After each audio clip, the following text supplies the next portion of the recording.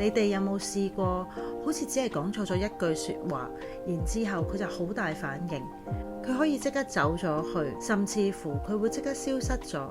打電話俾佢，佢唔會聽；send message 俾佢，佢又唔應你。久而久之，你會好驚激嬲佢，好驚你激嬲咗佢之後，佢又會一走了之。呢一個刺激到佢嘅方式，次次都唔同。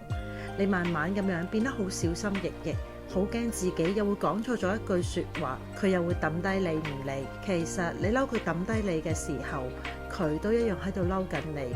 點解你講出嚟嘅說話可以咁傷人？有啲人一驚起上嚟嘅時候，真係乜嘢都做得出。咁樣嘅佢，你仲可唔可以包容同埋理解佢？你有冇試過因為一句說話就發展到難以收拾嘅局面？如果你知道佢嘅地雷係乜嘢，咁樣你之後係會小心翼翼咁避開佢啊？定係你繼續會做你自己，想講啲乜就講啲乜呢？留言話俾我聽啊！